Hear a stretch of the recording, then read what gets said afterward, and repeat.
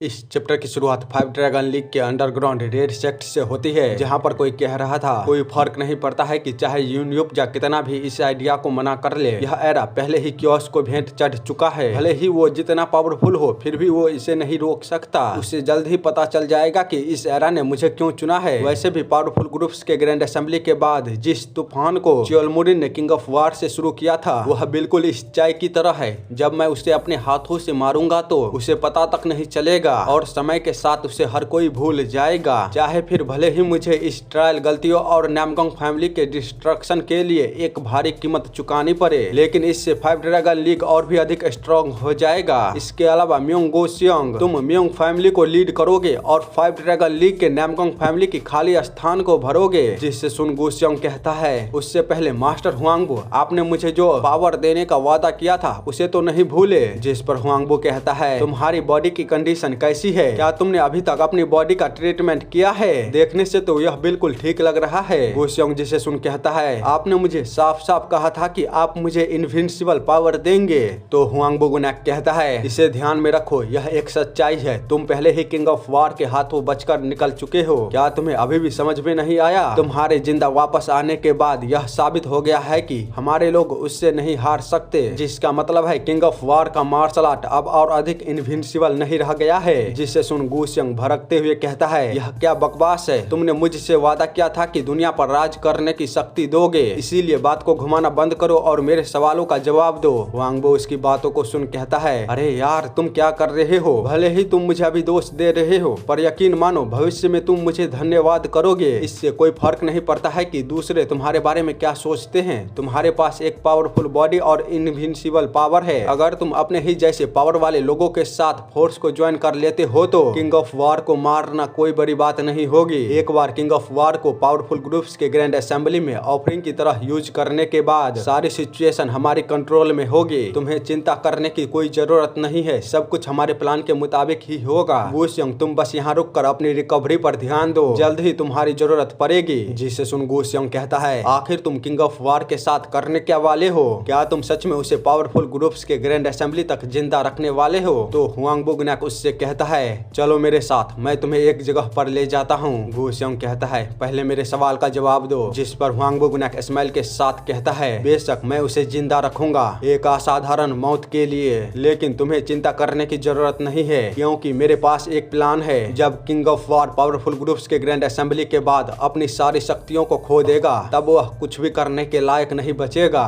इसी के साथ सीन चेंज होता है अंडरग्राउंड प्रिजन में, जहाँ पर वही ओल्ड पर्सन जिसके बारे में हुआंगबो गुनाक ने मेंशन किया था, वह डैन के सामने आते हुए कहता है, क्या यह वही आदमी है जिसकी देखभाल के लिए मास्टर ने हमें खास कर ऑर्डर दिया है? तो उसे बताते हुए एक बंदा कहता है, हाँ यह वही है, किंग ऑफ वार जो हाल ही में जंगली बन रहा था। जिसे सुन वो बंदा आगे बढ़ते हुए कहता है, वाह, लगता है तुम बाहरी दुनिया में बहुत फेमस हो, लेकिन यह सब बेकार है। किंग ऑफ वार, नर्क में तुम्हारा स्वागत है। मेरा नाम साचियन वी है। मैं वह आदमी हूँ जो तुम्हारी जिंदगी और मौत का फैसला तब तक करेगा जब तक तुम यहाँ से बाहर नहीं चले जाते। जिस पर डैन कहता है, नर्क, यदि तुम्हें नर्क से इतना ही प्यार है तो एक बार मुझे बाहर निकलने दो, मैं तुम्हें असली नर्क दिखाऊंगा। जिसे सुन साचियन के चमचों में से एक बंदा कहता है, कमीने, देखो तो तुम किस तरह बात कर रहे हो। भाई बस उसे मेरे पर छोड़ दीजिए, देखते हैं क्या वह अपने हाथों और पैरों के काटे जाने के बाद भी इतना ही घमंडी बन सकता है। तो दूसरा कहता है, अगर हम उसकी जीभ ही खींच लेते हैं तो इस सब की जरूरत ही नहीं होगी। जिस पर साचियन अपने पास से नीडल को निकालते हुए कहता है, मैं भी ऐसा करना चाहता हूँ, पर मास्टर नहीं चाहते कि ऐसा हो, इसलिए अब मेरे पास कोई और ऑप्शन नहीं है। यह तब तक ठीक रहेगा जब तक कि उसके बाहरी शरीर पर कोई निशान नहीं आते, चाहे फिर अंदर कुछ भी हो। वैसे भी मुझे पता है किसी के शरीर को अंदर से पूरी तरह कैसे बर्बाद किया जा सकता है, भले ही वो बाहर से अच्छा दिखता हो। तो अब मुझे कहाँ से शुरुआत करना चाहिए? क्या उसका चेहरा ठीक रहेगा?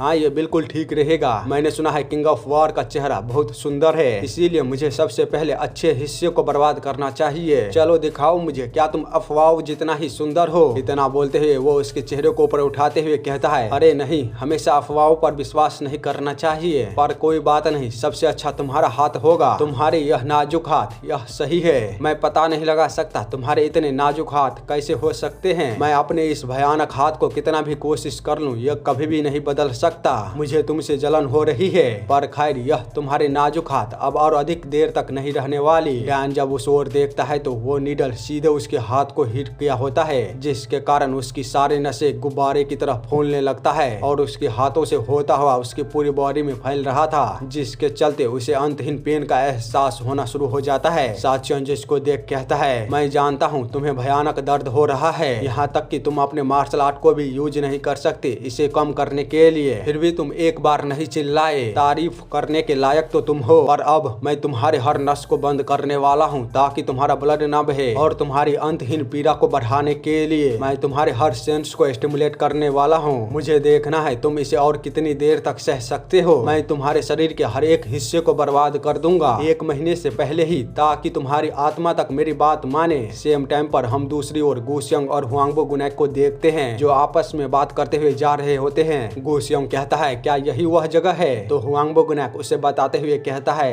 हाँ यह वही जगह है जहाँ पर तुम हेल्स इमॉर्टल रिवाइव कॉर्प्स में रिबॉर्न हुए थे। इस जगह पर अभी और 5 रिवाइव कॉर्प्स को तैयार किया जा रहा है। तुम्हारे साथ वे भी वैल्यूएबल एग्जिस्टेंस बनेंगे जो दुनिया के लिए काम करेंगे। जिस पर गुसियांग कहता है, 5? पर मुझे अगर इसमें शामिल कर लिया जाता है तो कुल 6 हो जाएंगे, सही कहा ना? साथ ही मैंने सुना है कि एक हेल्स इमॉर्टल रिवाइव कॉर्प्स 3 टैलेंटों को संभाल सकता है, तो क्या वे आयरन मार्शल एसोसिएशन को उलट पुलट नहीं कर सकता? लेकिन फिर भी आप चिंता में नहीं लग रहे हैं। यदि आपके बनाए हेल्स इमॉर्टल रिवाइव कॉर्प्स सच में इतना पावरफुल है तो क्या वे एक दिन आपको ही धोखा नहीं दे सकते? जिस पर हुआंगबो गुनैक कहता है, क्या तुम अभी यही सोच रहे थे? गुसियांग कहता है, मुझे नहीं पता। जिसे सुन हुआंगबो गुनैक बताता है, मुझे चिंता करने की कोई जरूरत नहीं है। क्या तुम्हें अभी तक एहसास नहीं हुआ? हेल्स इमॉर्टल रिवाइव कॉर्प्स का सोल अलग अलग हाईएस्ट लेवल पर मेरे माइंड से जुड़ा हुआ है। वह ना चाह कर भी मेरे हर एक ऑर्डर को मानेगा, लेकिन मुझे तुम्हारे जैसे हेल्स इमॉर्टल रिवाइव कॉर्प्स पर जबरदस्ती रूल करने की कोई इच्छा नहीं है। मैं केवल वही करता हूँ जो दोनों साइड चाहते हैं। मुझे इसकी कोई परवाह नहीं है कि वे क्या करते हैं, जब तक कि मेरे प्लान ठीक रहते हैं। गुसियांग जिस पर कुछ भी नहीं बोलता, वो दोनों इसी तरह बात करता हुआ रेड सेक्ट की जगह पर पहुंच जाता है, जहां पर एक मॉन्क हुआंगबो गुनैक को ग्रीट करता है। हुआंगबो गुनैक कहता है, कैसा चल रहा है सब? यहाँ पर जोंग जोंग नहीं है, जो कि शायद वही ओल्ड मॉन्क है। वो बंदा बताता है, मॉन्क जोंग जोंग ने सभी जरूरी काम पूरे कर लिए हैं और अभी वे अंतिम हेल्स इमॉर्टल रिवाइव कॉर्प्स के मटेरियल को चेक करने गए हैं। हमें बस सब कुछ फाइनलाइज करना है। हम सीक्रेट मॉन्क अपनी पूरी कोशिश कर रहे हैं, तो ऐसा कुछ भी नहीं होगा जो आपकी प्लानिंग को नुकसान पहुंचाएगा। जिसे सुन फिफ्थ कहता है, जब तक मेरे प्लान में कोई दिक्कत नहीं आती तब तक मुझे किसी भी चीज की परवाह नहीं है, पर मैं जानता हूँ किंग ऑफ वार से उसे मिले घाव अभी तक ठीक नहीं हुए हैं, फिर भी वो ये सब कर रहा है। ये मुझे काफी जिज्ञासु बना रहा है। आखिर वो किसका शरीर चाहता है जो उसे इतना मेहनत करवा रहा है?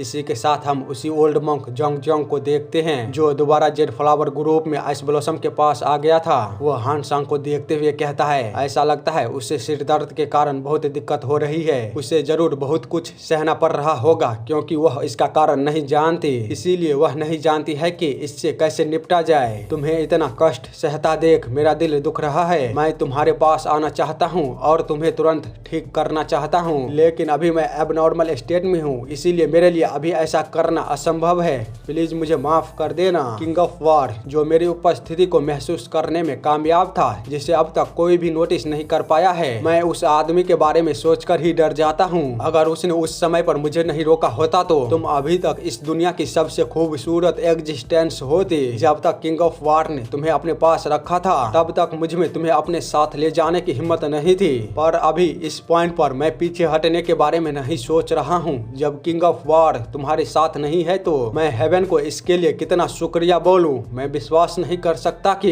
हेवन ने मेरे पास तुम्हारे जैसे सबसे बेहतरीन बॉडी और सोल वाले किसी पर्सन को भेजा है। मैं तुम्हें सबसे बेहतरीन बॉडी दूंगा, बस तुम मुझे अपना सोल दे देना सही समय और सही जगह पर। यह ओल्ड मैन खुद तुम्हें रिफाइन करेगा। इसी के साथ चैप्टर खत्म होती है। अब तो तांडव होगा, तैयार हो जाओ सभी। अगर ये बुढ़ऊ हानसांग को अपने साथ ले जाता है तो पता नहीं डैन क्या करेगा। वो बस हानसांग के किडनैपिंग के झूठी बात पर इतना बड़ा कांड कर सकता है तो ना जाने इस बार क्या करेगा। और भाई लोग आज अनडिफिटेड का भी नया वीडियो आने वाला है। मैं चाहता हूँ कि आप लोग उसे भी जाकर देखें। काफी मेहनत लगा है उस वीडियो को बनाने में। वो वीडियो तकरीबन 1 घंटे से ऊपर की है। मैं उस वीडियो का लिंक पिन कमेंट और डिस्क्रिप्शन में डाल दूंगा। आप लोग प्लीज उसे एक बार चेक कर लेना। और हैप्पी न्यू ईयर आप सभी को। मैं उम्मीद करूंगा कि आप सभी के लिए यह नया साल बेहतरीन से भी अधिक बेहतरीन हो।